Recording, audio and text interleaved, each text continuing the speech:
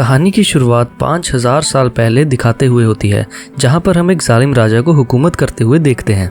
वो भी वक्त था जब ये शहर आज़ाद हुआ करता था, मगर अब इस जालिम राजा ने यहाँ के लोगों को गुलाम बना लिया है।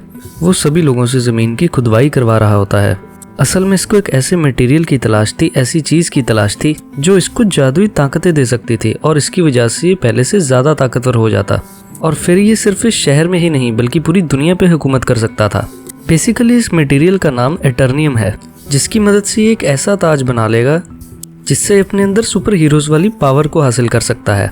यहाँ पर मामूल के मुताबिक मजदूर खुदाई कर रहे होते हैं और उसी दौरान एक मजदूर को एटर्नियम पत्थर मिल जाता है, जिसको वो जालिम राजा हासिल कर लेता है और बहुत जल्दी अपना वो ताज भी बना लेता है, जिसे पहनने से उसे बहुत सी ताकतें मिलने वाली हैं। इसी बीच में हम एक छोटे लड़के को भी देखते हैं जो कि उस जालिम राजा के खिलाफ खड़ा हो जाता है। वो गांव वालों को समझाता है कि हमें जुल्म से बचना चाहिए और हमें उसके आगे नहीं झुकना चाहिए।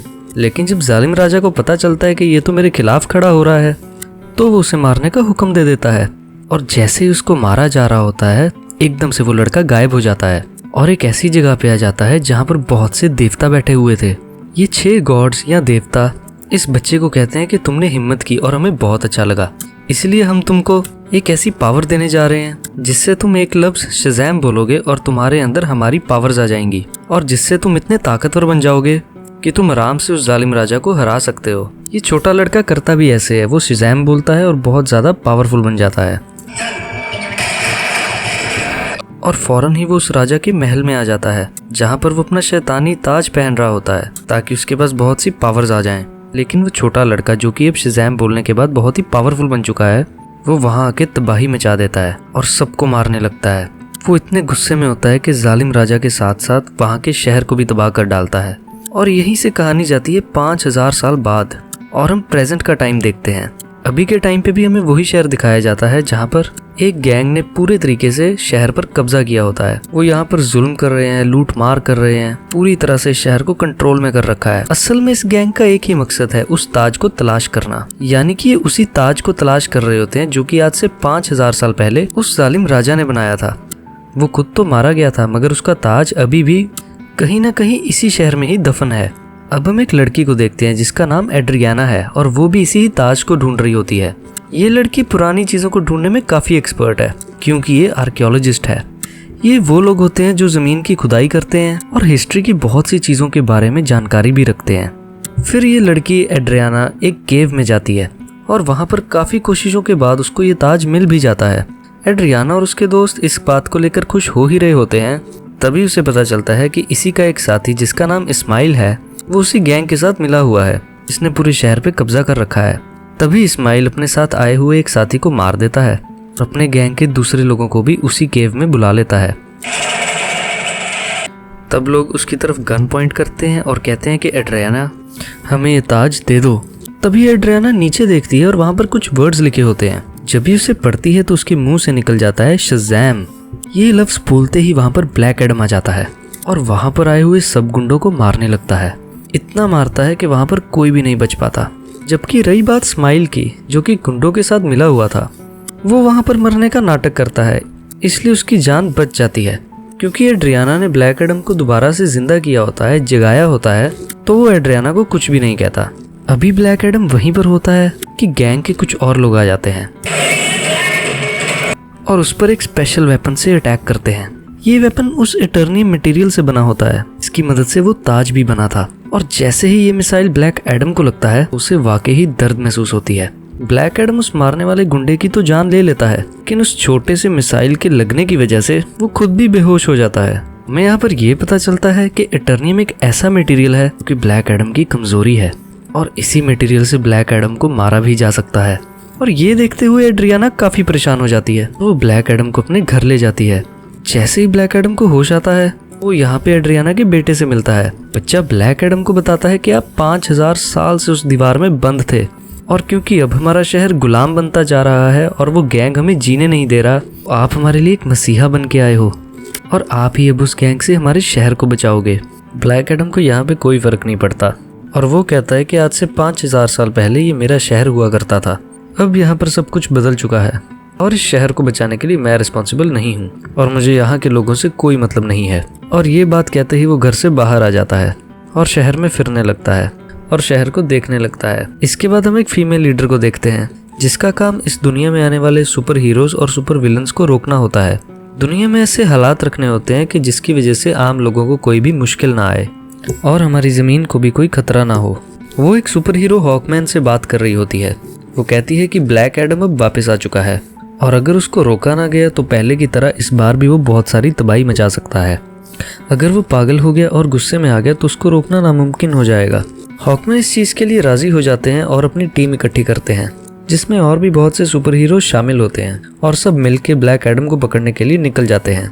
दूसरी तरफ उस गैंग के कुछ लोग एड्रियाना के घर पहुंच जाते हैं क्योंकि उन्हें पता था कि वो ताज अभी भी उसी के पास है, तो वहाँ वो ताज लेने ही गए थे। जैसे ही वो लोग एड्रियाना की फैमिली पर हमला करने वाले होते हैं तभी ब्लैक एडम आकर उनको बचाता है और उस गैंग के लोगों को एक बार फिर से मार डालता है और बचे हुए कुछ लोगों से अभी वो फाइट कर ही रहा होता है कि तभी हॉकमैन की बनाई हुई टीम वहाँ पर आ जाती है और ये सब मिलकर ब्लैक एडम से लड़ाई करने लगते हैं। लेकिन अभी भी ब्लैक एडम इन पर भारी था।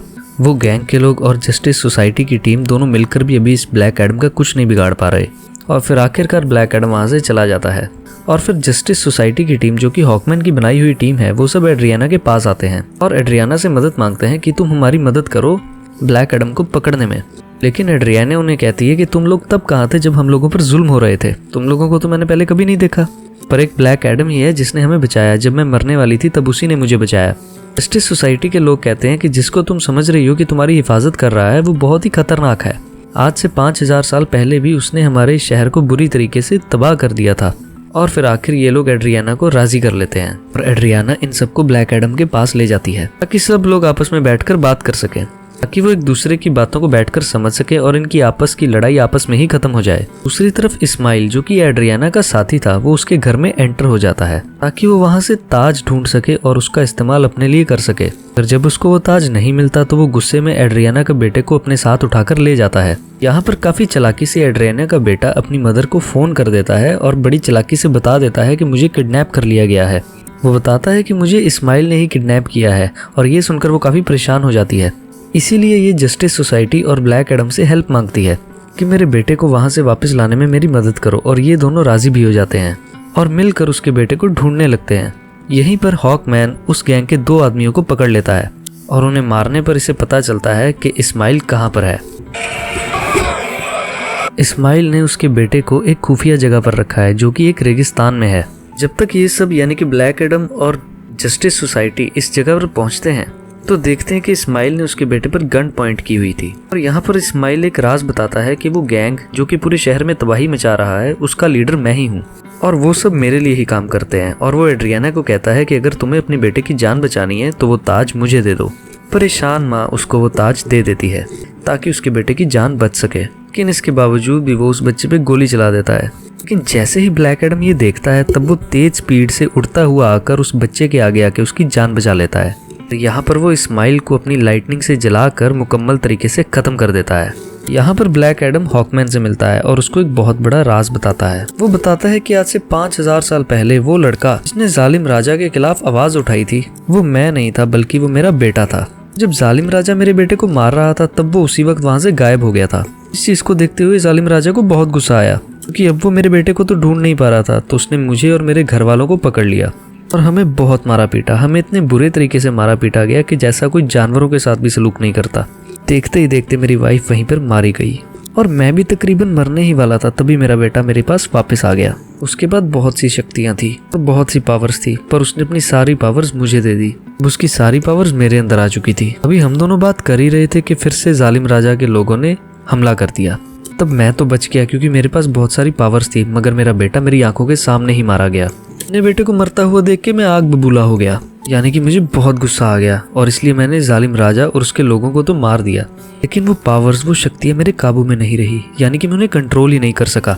देखते ही देखते ये पूरा शहर मेरे ना चाहते हुए भी तबाह हो गया। मेरे ऐसा करने से उन देवताओं ने जिन्होंने ये शक्ति मेरे बेटे को दी थी वो बहुत ही नाराज हो गए कि मैंने अपनी पावर का मिसयूज किया है, अपनी पावर को कंट्रोल में नहीं रखा। इसीलिए उन लोगों ने मुझे उस केव में बंद कर दिया। कई हजार साल तक उस केव में बंद रहा, पर जब एड्रियाना ने आकर नाम लिया तो मैं एक बार दोबारा से जिंदा हो गया।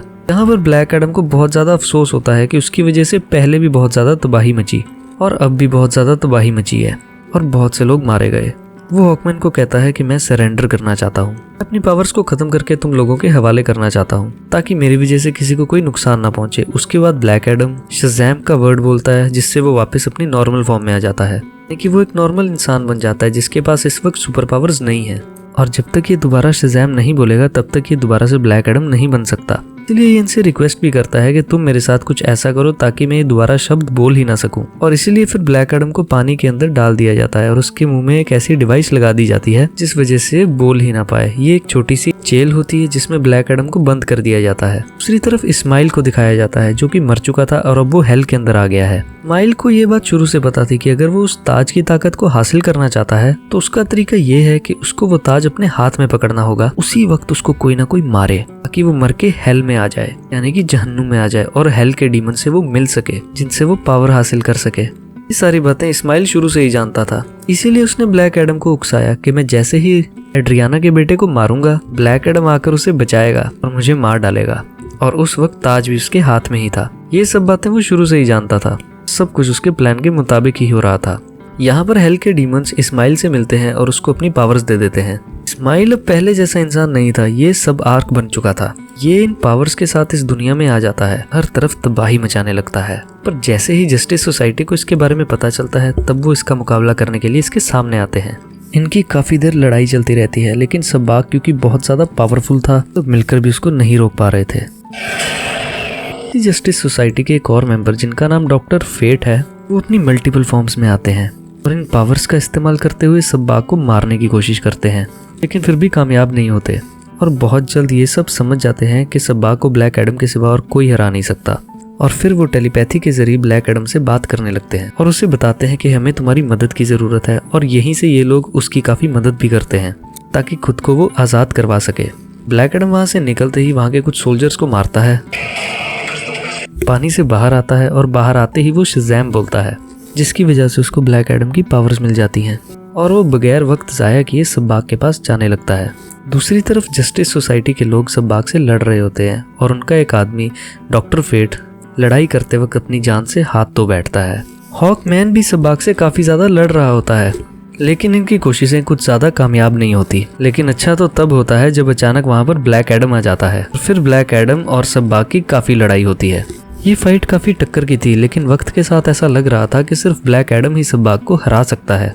और कुछ देर बाद ब्लैक एडम सब्बाक के सर को पकड़कर उसके 2 हिस्से कर डालता है और उसको पूरे तरीके से फाड़ कर उसकी जान ले लेता है।